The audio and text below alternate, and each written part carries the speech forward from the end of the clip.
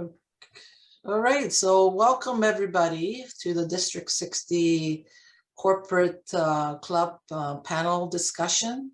So the purpose of this panel discussion is to talk with 4 of our clubs that have shown exemplary, growth in our district, and to learn from them, their strategies, their background, and how they are able to thrive during trying times right now. So the way the schedule work is that we're going to have each of the 4 clubs and talk about other club, their strategy for up to 5 minutes. So we have our timer. The green will be on at 3 minutes, yellow at 4, and 5 will be at red. And then after each of our 4 panelists has the chance to talk, then we will go into the Q&A session to talk to the clubs, to ask them questions. So I would suggest that you would refrain from talking and asking your questions until everyone has a chance to speak, because it might build up more questions that you have in your mind, or they might be answered by one of our panelists here. So sorry about the phone. Adding background music. Yeah. Ambient music for the evening.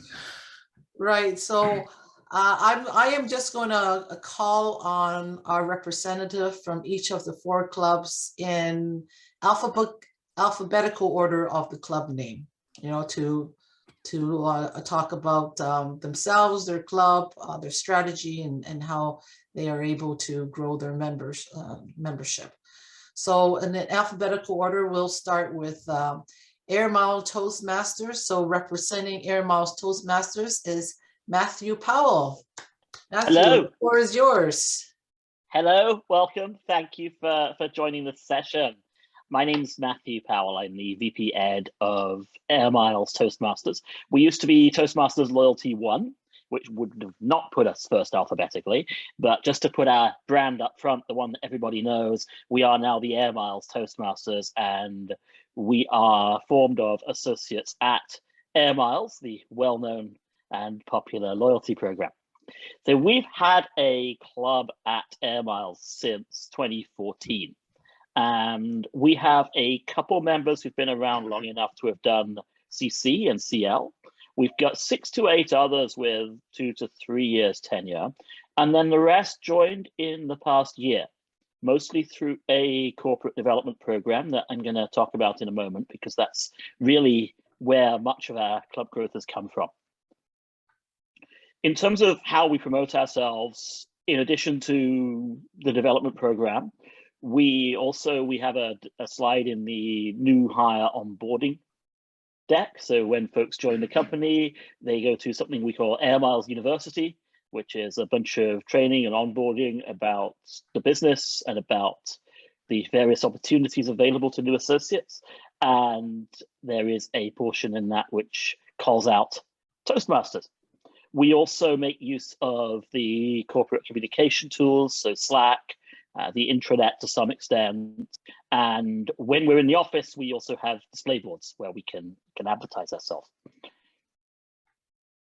More recently, we have joined up with a program called Elevate, which is a program that's run by our talent development group that's really aimed to improve the skills of folks who are interested in expanding into a new role, not necessarily a leadership role, but a role where they need more soft skills, more communication skills. And the way that works is folks sign up for this. Toastmasters is a part of it. There's also a non-Toastmasters mentorship component. There's other training modules that they participate in over the course of 6 to 8 months. With the first cohort of this program it's just wrapping up now. So we got 15 new members through that. We do expect some turnover, so we don't expect all of them to stick around as Toastmasters members. We don't know exactly how many will, because this is our first time around through the program. But from sounding people out, our expectation is that slightly less than half of them will stick around. So we'll end up with around 6 or so new members from the first cohort who will remain with the club. But that's not the end of the story, because this program is going to bring in new cohorts over time. So we're currently recruiting for the second group that will go through this program. We'll have a bunch of new members who will join us and stick with us for at least a few months. And then it's our job as a club really to encourage folks to stick around longer than that and to see Toastmasters as part of their ongoing development. Now, whether they come to us through the Elevate program or whether they join us directly because they want to take part in Toastmasters, our full-time associates do get full reimbursement for their dues. So they do have to pay up front, but they are able to expense it and they're able to get their dues refunded. Any contractors or other people who are associated with the company but are not full-time, they would have to cover their own dues, but they are still welcome to join us. COVID was an interesting challenge for us when it first came along. When March 2020 hit, as luck would have it, we had hatched a few plans to try some hybrid meetings anyway, just as an opportunity to test out the conferencing kit and see how well it works. So instead of going hybrid, we went full virtual very quickly. There was a core of 7 or 8 members who really stuck with it and kept us through the thinnest times. There were a few people who we found difficult to convert from guests to members or keep participating, because I think at that point in the pandemic, a lot of us felt that it was going to be relatively short and that we would be back in the office by maybe the fall. So we did have some people who were like, yes, I'll do it when we're back in the office. And we do now have some plans for hybrid. Now we are getting, hopefully, towards the end of the pandemic, and maybe we'll have a chance to talk about that in the Q&A if that comes up. Thank you, and looking forward to hearing from the next person. Hey, thank you, Matthew, for information about your club, your strategy with the Elevate program, and how you're able to retain members. So we will have Q&A later. So next up is Alpha Beta Toastmasters. So talking about that is David Solik. David, the floor is yours. Yeah, thank you. And first, I want to thank you for the opportunity to speak on this panel. It's going to be an interesting experience. And first off, to start off with, I'm just curious, out of the clubs here, how many of the clubs are open to not only the company, but to the public? No? Okay. Well, I'm going to be speaking about my journey, and hopefully there's some takeaways from here. So to start off with, I'm the president of Alpha Beta Toastmasters. We've been operating for over a decade, and pre-pandemic, we were sitting at around 25 members. And once the pandemic had hit, of course, it went virtual, and we got put down to around 7 members, which is quite devastating. And so when I took president of the club back in June, I wasn't currently an executive member, so I wasn't aware of how many members we were at. So when I took it in June, we were sitting at 11 members. And so that was quite, especially if you're president, you're taking this, it means any second your club can go under, right? You get a few people that drop off, something doesn't work out. Yeah, things don't always go to plan. So it was quite devastating. And so one of the first things I did was I reached out to another club who had great success with increasing their membership. And I'm going to share, it's Bainvlor Speakers, and I'd like to share some of the techniques that I was taught and what I apply to our club and what success I've gotten from that. So the first thing is, out of those 11 members, I would say about 3 is from the corporate company. Alpha Beta was open up to the public previously and after. And so, yeah, about 3 were from the company, the Canadian Pension Plan Investment, and the remaining were from outside. And so the first thing to look at is our VP of Public Relations. And so I kind of broke down of what we're averaging. We're averaging 1 guest a month. I think if you average 1 guest a month, that is the right track that you want to be on. 1 guest per meeting. And so we currently have a meetup group. And in the meetup group, I created about 8 to 10 fake accounts named after family and friends. And at first, when I did this and clicked attending to like the next 6 months of meetings, we were actually averaging, I'd say, 1 guest per meeting just from meetup alone, which is huge. Lately, it needs a little more activity and someone to have that time and energy to put into it again for it to thrive. But currently right now, we're averaging 1 guest per month from meetup. The next point is location is everything. So I'm sure that you guys are aware that most people, when they go to the Toastmasters website, one of the first things that they search in for a club is the club that's closest to them. So knowing the location, something that's reasonable, close to everyone. And the next point is we have a newsletter that gets sent out about once a month to the company, and that gets us 1 guest a month. So we get 4 guests per month. My conversion ratio is around 1 out of 4 calls I do, I convert the guests. And given the time right now, I'm going to quickly just touch upon how I do that. So 1, they need to have a good experience at that meeting. Obviously, we all know this. 1, acknowledge the guest. Not only acknowledge their name, have a conversation with them. Interrupt. If your whole club is having a conversation and they're not being acknowledged or asking how their day is, what's going on, it's very important to show them respect. So that's the first thing. Table topics. Don't get them to go last. Get them to go 3rd, 4th. Show them that they're like a member. And lastly, of course, you ask them how the meeting was, etc. Follow up. Momentum is everything.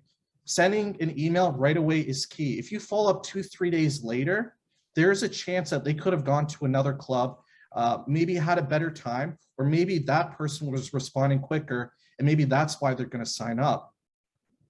And so when I do a follow-up, I always do a call or a virtual call. It's much more personable than sending a few emails back and forth. A phone call gets things answered right away. And when I do a phone call with them, I make sure to listen. So I listen to their goals, what they want to achieve out of Toastmaster, and how our club can help them achieve those goals. And so just being able to listen to them and connect with them, talk about who they are, where they're from, what they do, and what I do, and how I can help them achieve their goals, allows me to be able to convert around 1 out of 4 people.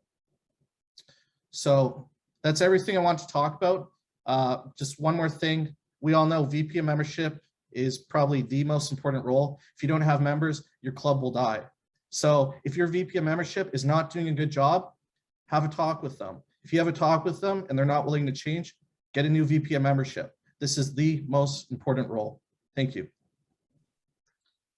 Thank you, David, for your words of wisdom. Yes, guests, follow up with guests right away, get a good VP of membership, and create those accounts to generate traffic. All very good tips.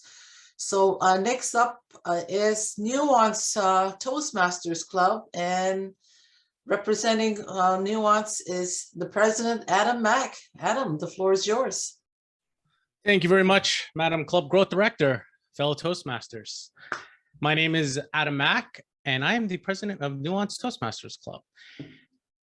And I probably just want to start maybe with something that's on everybody's mind regarding corporate clubs, which is, where do I find the time to help my club grow? Because quite frankly, this is part of your job life. So how do you balance the two? And I'm here to tell you, you can't necessarily do it all. And that's something that I've learned over the last 2 years. Our club, Nuance Toastmaster Club, has been around only for about a year, coming up on a year, but we also started it as a pseudo club using the structure of Toastmasters Club for the year before to build up groundswell and interest amongst my fellow coworkers without actually, having a commitment. It was a way of building demand and interest to see who was really dedicated to move forward. But part of that is, I think I'll take a step back. It's a little bit different because it's a bit of a newer club. It was generated as part of this, a result of the pandemic. And what I mean by that is our club is it's a 100% virtual club.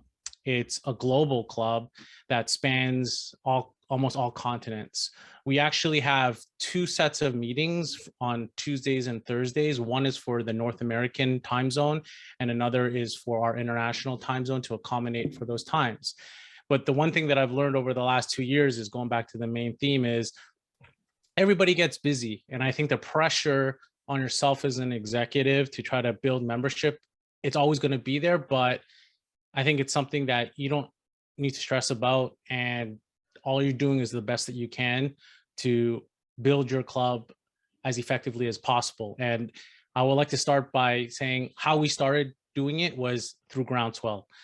We built it on the promotion of one of our executive leaders in our company. So I belong to a business unit called Sales Engineering or Solutions Engineering. And my VP at the time was very strong in promoting Toastmasters. So you have an opportunity to pick an executive leader at some level within your organization to promote it. He started it by making it an objective within his team.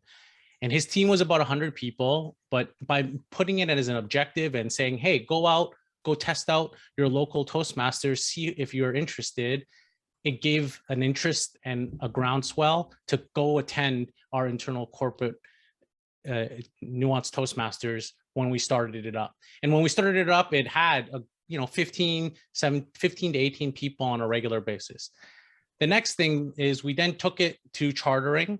And with that chartering, we tried to get corporate involved. So with the support of the VP, I went to HR and asked HR if we could incorporate the Toastmasters program as part of the development of any incoming Nuance employees. The initial thought was that they're so busy they couldn't incorporate it, and we had to come to them with examples of our success. So now that we've been through a year, what we ended up showing was, hey, we were able to grow our membership to 35 members. There's a lot of positivity. It's across multiple business units, more than sales. Can we get more support? And they accepted that by, similar to Matthew, they allowed us to advertise on a main intranet page with a Nuance Toastmaster Club, come get us, or come visit when you have an opportunity to. And January and February is a great time for that, because guess what? What does everybody like to do in January and February? New Year's resolution. So now is the time you should be able to go grab them and see if you can advertise any way you can. Yes, we might be here at home, but if you have an intranet, or for example, if you, like Matthew, had a Slack, a Teams, a Zoom, or something that you can have a collaborative tool. We have a Teams, a Microsoft Teams channel where people can come in, drop in, pick up information. We have a standard brochure, standard guest package that people can come on their own time to view, and then they can reach out to a distribution list to get executive feedback. One thing I found, which was good to keep people interested, was I never is all Nuance employees that are visiting. I actually just kept them on the list, whether it was the invite, the corporate the internal invite for the meetings, or any communication I do. So our team, the VP of Education, the VP of PR, VP of Membership, and myself, whenever we're communicating, we're still sending emails to all the visitors. It might seem like spam, but in the world of corporate, you're always getting emails and you're always busy. So it's always nice. I get feedback that sometimes some people say, oh, I forgot, but I want to get back into it. Thanks for reminding me. I see I'm on the red. 2 last things that I've tried to do. One is I set up a weekly open office hours for anybody who might be interested to say, drop in. You have any questions about Toastmasters? Feel free to drop in. No commit. When you're working, you're always worried about finding time on your schedule. Let them come to you. And then the last thing I do is I do a weekly educational tip, and I just spam everybody. Just every week. I was just like, find something constructive for them to grow, and they'd be like, oh, okay, yeah, I'll do it. And in that, to end with that, I've set up a guest speaker slot. So maybe ask within the district if there's guest speakers that can come in to maybe do a workshop or a guest speaker to help provide insight into the Toastmaster educational experience. Back to you, Madam Club Growth Director.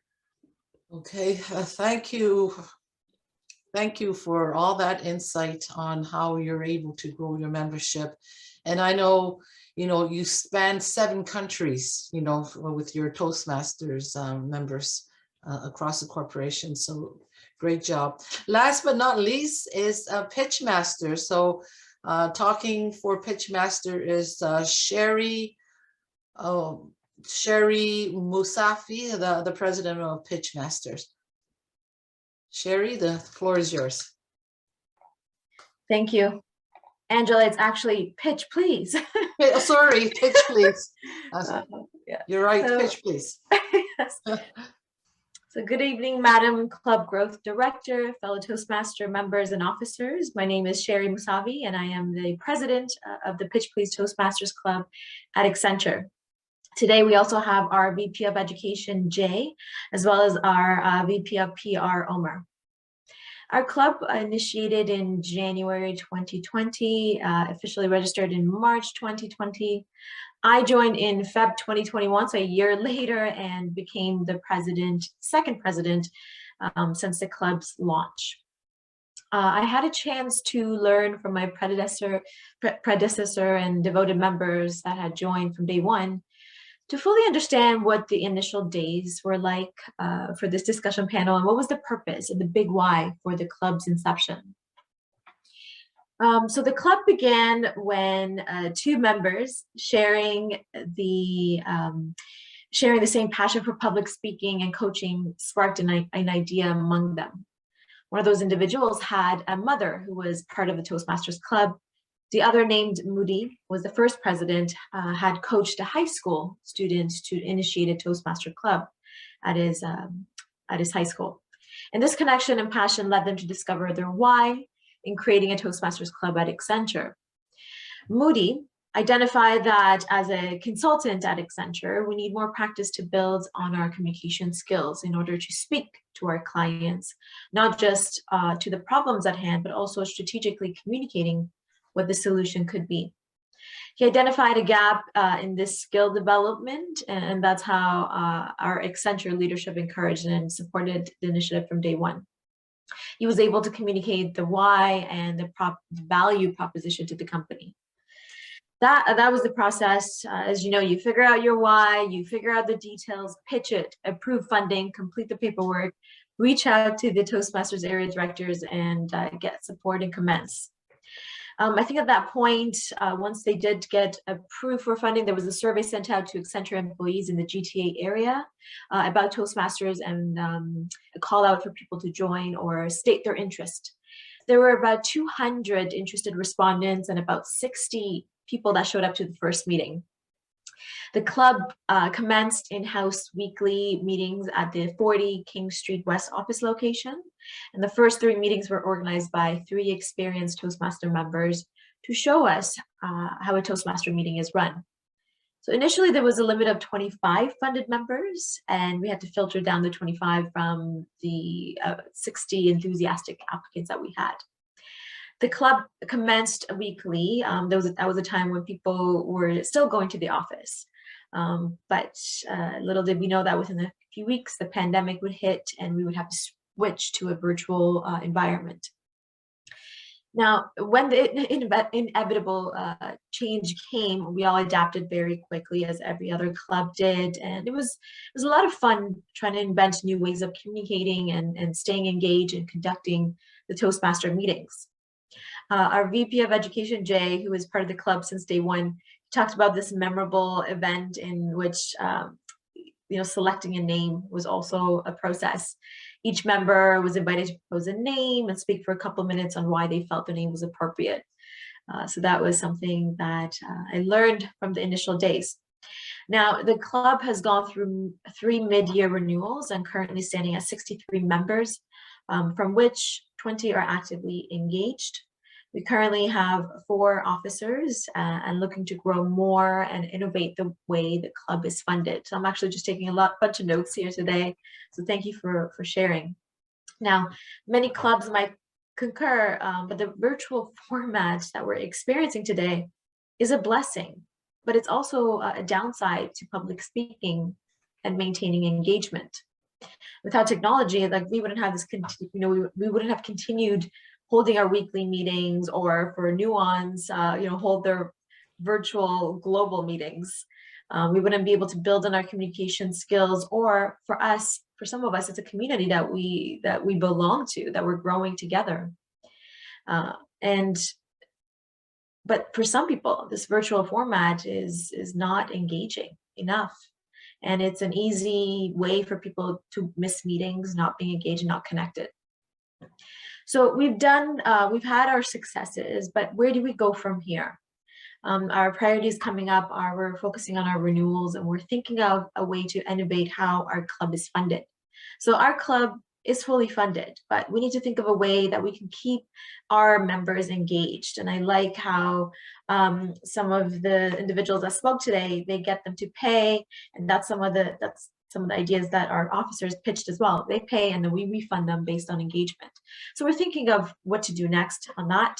Number two, we want to grow our engagement, more one-on-one connections with our members. I love that it was pitched a weekly office hours. Wonderful. Inviting guests as much as we can, and perhaps splitting the group up among officers and having that and be responsible for the growth of these individuals. Number three, creating value at Accenture. We can track our progress through pathways, but how are we tracking on a company level? We did get people involved in creating priorities and tools for them, and even having them recognize those priorities during promotions. But what else can we do? Can we recognize the training hours? Is there a badge that we can show? So that's the next step that we want to focus on. We also want to work closely with other clubs to learn more and grow together. We're in this together, of course. Number five, start to explore the hybrid model. We've attended workshops on that. We're hearing it works. We are Canada-wide, so we definitely would have to introduce a hybrid model if we are to go in-person meetings. So I think that's it. We do have our officers here that can answer questions if there are any, but thank you for your time. Okay, thank you, Sherry, for a comprehensive history of Pitch Please and the 64 members that you have now. So phenomenal growth with this club. So right now I have some questions, but I also want to open it up to any of our audience, also panelists included, if you have any questions that you have for any one of our panelists. So if you do, you could raise your hand, or you can put it in the chat. I know that we did have two questions that had come in from our registration, and I'll go to that first, and then we'll see if any one of our panelists would want to take on those questions. So the first one was from Janet Kim. So Janet, your question was that you're interested to hear about tips and strategy to make a case for management to promote support for Toastmasters. So can you elaborate on what type of support that you're talking about in terms of membership fee or some other type of support that you have in mind? Thanks, Angela. Yeah, well, both really. I think our club is at the University of Toronto, and we do get support in that our sponsor is the the division that looks after hiring and development. So we do get support in terms of kind of marketing or publicizing. We're looking at, are there any opportunities for increased support in that respect? And because of the example of, I think, Accenture and some of the other corporate clubs, we're also interested in exploring, is there any possibility and how could we make the case for to get some financial support, like towards membership for either a full year or 6 months or 3 months. to kind of take away, that as a barrier to entry, if that is one for potential members. Does that clarify? Yes, yes. Support in terms of publicity, how more, and also for financial support. So this, and in a university environment, I know that one of our clubs, Humber Shores University, it was sponsored by a professor who is also a member of that club, ongoing member, and he was able to manage to supplement quite a lot, maybe 50% or more of the membership dues for his students. So it's going through him and able to propose the value of Toastmasters to the universities, to the college, so that they would be able to supplement the membership dues that way. So does anyone else want to add on how you're able to promote this within your corporation? Adam, I see your hand up. Yeah, there's two avenues that we've taken, and they don't necessarily say cover everybody's expense, but there's avenues you can consider. So the first one, which is the most straightforward one, is every business unit that is your employees are part of, and I'm assuming that many of your members may not be in the same group. You're part of different groups, whether maybe they're professors or TAs, or sorry, I'm not 100% familiar, but sometimes each of those business units tend to have their own training budgets associated to those business units. And quite frankly, Toastmasters membership fees is quite nominal relative to a formal training budget. And even my VP said, when we brought it up to him, whether it was something that would be potentially covered, he was like, $90? You could pay $90 for a textbook, let alone a full course that's an entire year long. And having this educational program, the value prop is, or the ROI is easily explained by just having a couple of months of doing this. So at the business unit level, it was very easy to convince him to take it on as a budgetary item, even though he has like over 100 sales engineers reporting to him.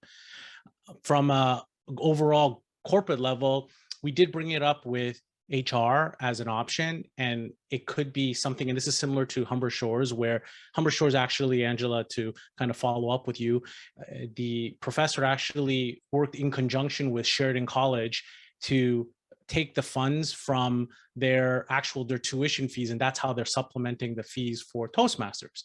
And so we did the same thing. I brought it up to HR to see if we can consider it, and they do have an overall budget. However, it's going to require a little bit more time from their communication to me, because you have to make it a part of a larger onboarding process for example, UT. So if you're a new hire, it has to be justified as hey, this is part of the onboarding process. You join Toastmasters for 6 months. It will help you develop communication skills and camaraderie with your fellow employee. That's the justification for making it part of onboarding, rather than just saying, oh, can you just cover it, right? There has to be some kind of value. So we have to get the data to convince them that, hey, we're all across the whole company. People are getting better synergy because of it. So we still have some work to do in that regards. Yes. I think Sherry, you had your hand up as well. Did you want to provide great feedback, Adam? For that, did you have your hand up as well, Sherry, in terms of a comment to provide? Yeah, no, just a question. I didn't have a comment, but I just had a question. Sorry, if we're on the same, are we jumping to the next question, or did you want me to provide feedback on this question? If you have feedback on this question, we'll wrap this up, and then before we go to the next one. Well, I'll ask our VP of PR if he has any comments on promotion and. Yeah, I think from a corporate firm-wide, just promoting the club itself, I think what has been effective for us is we have our weekly newsletters that go out, not just the Toastmasters newsletter itself, but a corporate-wide newsletter that goes out. It's called the Toronto Digest. I think that has been very effective in terms of just getting new members, engaging them, even the existing members, once you see like how their club is being promoted corporate-wide, I think it really helps them or encourages them to step up in terms of taking more roles, help them grow in that Toastmaster ability. I think that has been very helpful for us. Yeah. Yeah, thank you, Omar. So Janet, do you have any other comments or follow up on your question?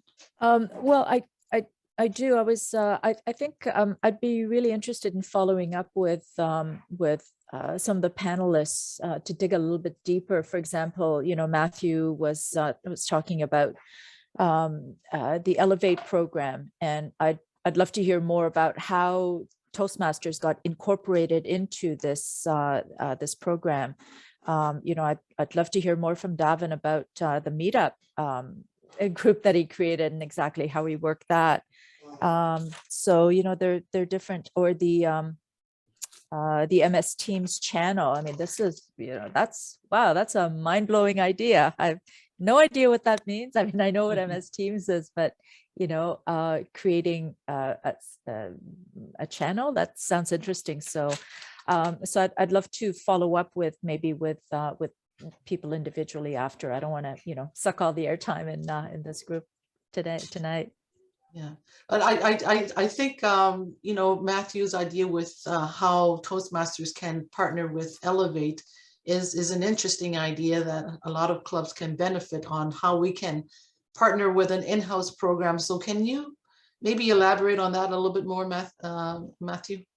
Yeah, definitely. So I think it starts with knowing your network. So we have folks in our club who are in different groups in the organization. We also have quite a lot of alumni around the organization who've been in Toastmasters for a time and are not currently in Toastmasters, but who have formed a favorable view of it. And the folks who are in management roles, they often encourage their reports to join as part of their development. So it came out of a conversation with our talent development group. We've had a program for some time now to develop leaders within the organization, because we do like to promote from within when we can. And we recently, our talent development group recently recognized that we have quite a lot of people who maybe don't want to be people leaders, but who do want to develop their skills, who do want to move forward into more interesting and larger roles. And so this program, the Elevate program, was really designed as a way for people who want to advance their career to develop those kinds of skills. And because we were already on their radar, we were able to have those conversations with them as to how can we incorporate Toastmasters. It's still a little bit rough at the edges in terms of how we organize the funding, and last time we did it, we had to get 15 individual payments from the members and then get them each reimbursed, which was not a whole lot of fun. And we're hoping to come up with a better solution for that. But as a small club, we don't currently take credit cards, and as I'm sure most of us will know, if we work at organizations of any size, organizations often have ways that they handle payments that are tied into particular processes, and they can't always be that flexible. So we ended up having to fall back to the lowest common denominator, which was you pay, you get your money returned. But it's been a great experience. We've enjoyed it. The folks who participated enjoyed it. Some of them feel that they've got what they needed out of it and want to move on, and we're very hopeful that at least some of them will renew. So Matthew, so this Elevate program, you've got company buy-in that this is something that is worthwhile to elevate the employees for management or whatever, and that Toastmasters is a part of that program that they can. That's right. So our club is a component of the program. It's not the whole of the program. It takes a defined group of associates who will sign up for the program, and they commit to participating in it for that 6 to 8 months that the program runs for them, and that becomes their development objective for the year, and Toastmasters becomes a part of it. It is driven out of our talent development group, so it is absolutely supported at the organization level. Okay, thank you.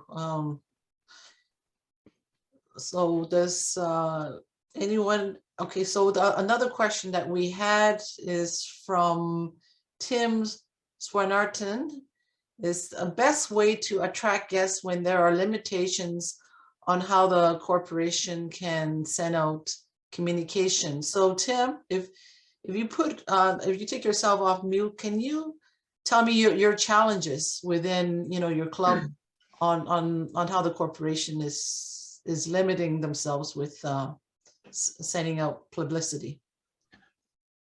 Sure. I work for an organization which supports, I work for the government of Ontario. Let's make it easier than that. So yeah, within the government of Ontario, there are at least 3, possibly 4 Toastmasters clubs. And right now we're sort of all competing for the same group of people. If we could meet physically, then that's a whole different story. We're all looking at the people within our different organizations who are within the same sort of geographical location that we all are. So right now, our restriction, however, it deals with promoting our club. And we have a corporate email that we can attach an announcement to. However, they've put restrictions on us to say, well, we can't allow you to do like a weekly announcement of your weekly meetings. So we only can do it for special occasions, such as like an open house or something along those lines. So that's kind of the restriction that we're facing, is that, well, we want to promote our club, but we can't get enough eyes on our product because we're restricted within the club itself. Okay, so so Janet, you have your hands raised. Did you want to comment on that? Well, I was wondering, Tim, is the restriction because there are 4 clubs that each want an announcement in these bulletins, or is that quite distinct from there being four clubs? Yeah, no, it's distinct from that. It's just that there are so many other people or groups within the organization who want to make announcements that, you know, we can't. I mean, maybe there's other clubs, they're not just clubs, but other groups or factions, interest groups or whatever you want to call them, that want to do the same thing or want to, you know, get their messages out. So they have the email would go out weekly, and it's only going to have maybe 15 or 16 topics within the email. And so they're going to say, well, we can't allow you to have one because you already had one a couple weeks ago, and this other person or this other group hasn't had one. So they get priority. Well, I could comment. One thing we're doing, you know, the university is enormous, and there are like so many different layers of communication channels that reach kind of varying, you know, if you've got a Venn diagram, like there's a newsletter that goes out to all employees, but then so many of the different subgroups of employees have their own communication channels. And so part of our challenge and you know, task right now is kind of identifying some of those smaller groupings so that we can expand on our opportunities to reach people who, you know, if we can't reach them this way, because like you, we're limited in how many times we can get before people through one medium. So we're just exploring what are all the other, what are some of the other media that we can try to get exposure in. One other thought is, I don't know about your newsletter or whatever it is. Are there ever any kind of profiles of, you know, an individual? No. Okay. Okay.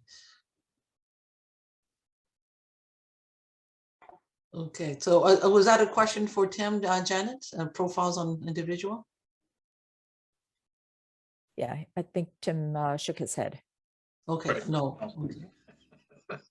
Okay. So I think Sherry, you want to comment? Sure, yes. So Tim, it would be hard to give advice, not really fully understanding the different avenues like Janet mentioned of what you can take advantage of. But I'm wondering, instead of promoting the club meetings, if there could be a spin to these announcements and maybe provide some educational tips like communication skills or how to give evaluations, like providing some tips and then maybe providing a little memo of when the meetings are. So instead of just saying, hey, that's when it's happening, providing some educational for the newsletters. I don't know if that's another spin that you could take. No, that's a good point. we can see what we're doing. Because I think right now we've only concentrating on for promoting the club. I think has been only with like at the open house. So we had an open house back in October or something. So we're probably due for another announcement. So that's probably a good idea. We can use that. Just thinking about like Accenture, I mean, I really wanted to give you guys a snapshot of what the beginning days look like. I think that the value proposition that they provided to the company to make sure that our consultants are more successful in communicating the problems and the solutions. So I wonder if you can play on that motivation on that opportunity, finding gaps and providing that education to offset those opportunities and gaps.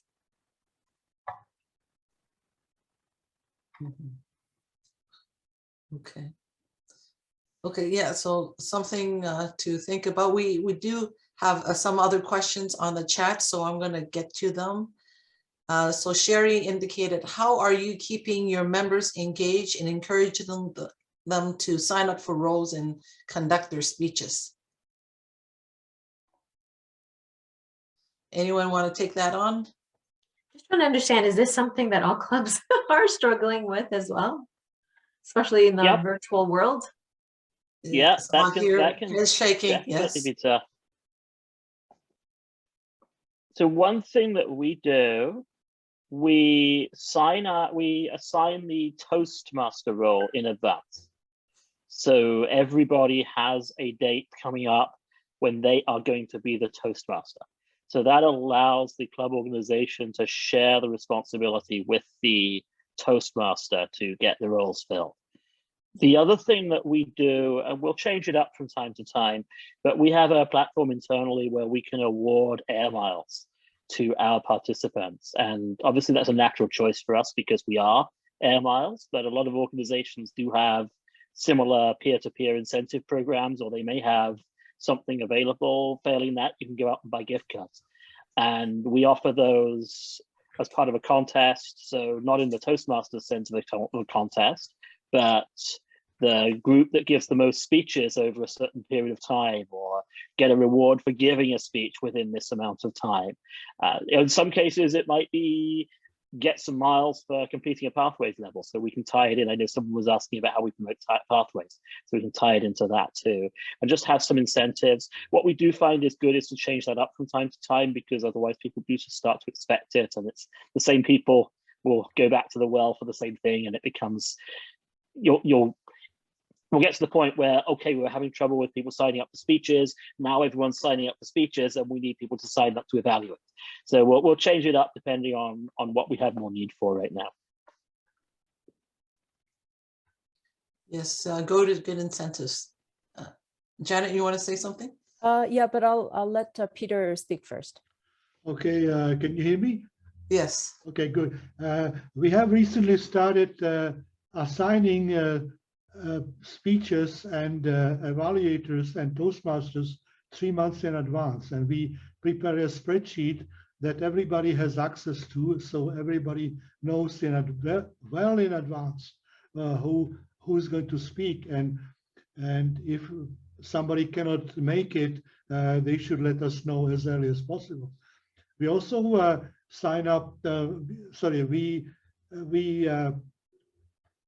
We allocate 3 speakers per meeting, knowing too well that number of them will probably have to cancel at the last moment. So just to be certain we get enough, we have 3 speakers scheduled.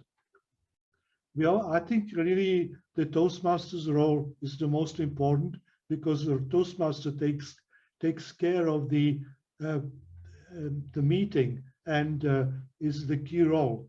And that has to be rotated. Also, we try to rotate roles so that everybody in the club, we have about 20 people, gets to speak within, say, 3 months, 4, 6 months, so that people don't get bored doing the same thing over and over. And we try to rotate people so that more people get used to different roles.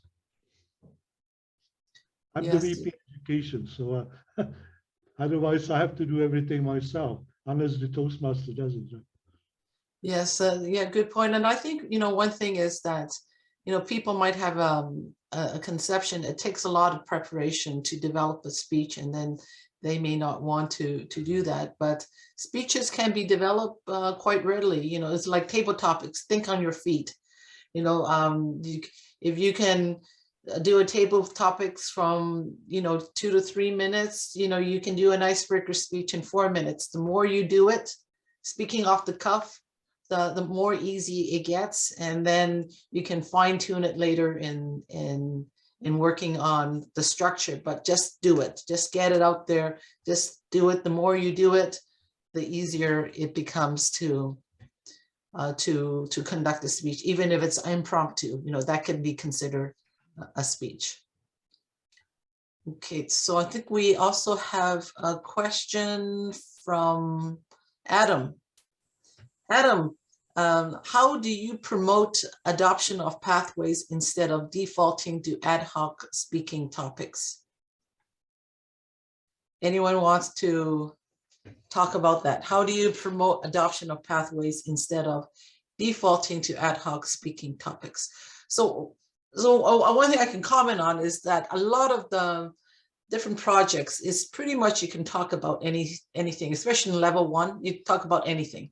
You know, it's 5 to 7 minute speech on any topic. And again, the next one's 5 to 7 minute speech. So you can kind of work your message into that particular speech.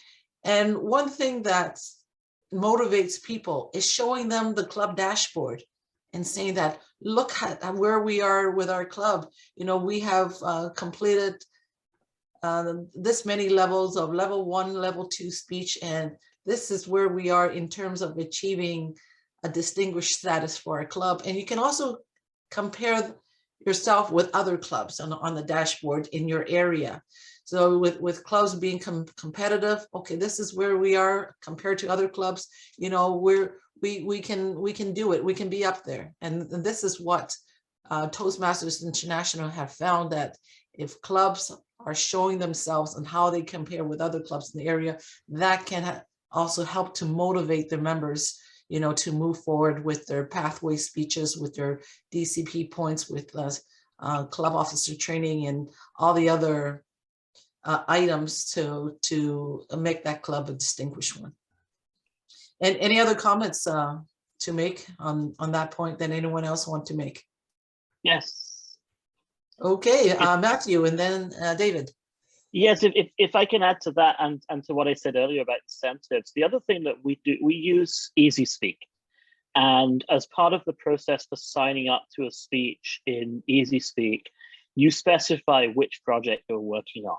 So when someone requests a speech, we also ask them, which project is this? Now, that's not a hard block against saying I'm just giving a speech and it's not a project, but it does force the member to think about how this might fit into pathways. And generally, when you tell them that they can look at the projects they've got coming up and see whether their speech idea fits in with one of them, they're pretty receptive to that idea because it enables them to get credit for something they were going to do anyway. Yes, that's right. And David, you have a comment as well? Yeah, it's just very simple. When I'm signing up people for speeches, when I'm sending them an email, I'll just, you know, I'll say, can you give a speech on this day? And then I usually say, can we get it pathways related? And so sometimes I think it's literally just as simple, just asking them to do a speech from pathways, whoever your VP of education is. So, yeah. Okay, thank you, Matthew. And I see Adam has put in a link for everybody that regarding you using MS Team, you can create a team channel like it's an internal community or point of gathering information. And he's provided a link to an article on how you can do that. So thanks, Adam. So we have 5 minutes left. And are there any other questions? Other than that, we can ask maybe each of our panelists to wrap up within about a minute just to summarize the major points that they've want our audience to take home with them so that they can be successful with club growth. Any last questions or comments before we move into that section? Sherry. I have a question comment. So besides this discussion panel, is there another avenue that we can share best practices, share information, or ask questions to one another? Like, for example, I would love to see someone's newsletter, like sample newsletter, or again, ways to keep engaged. So is there any other avenues that we can keep in touch with other clubs? I mean, besides email. Yeah, yeah, keep in touch with other clubs. If you want to keep in touch with this group of panelists, if people don't mind, I can share your emails. There's also in a document, last week on Thursday, we did have another workshop on club growth in general, community and corporate clubs, and I can share the slides on that. And there's also a checklist that we provided to see if your club is doing these tips for club growth, and also and also suggestions of what you want to take home with you. And then there's, if you want to incorporate some of that, have a date that you want to set your site incorporating that tip, so I can provide that checklist. And also there is a template for emails that you can send to your members, inviting them to your club.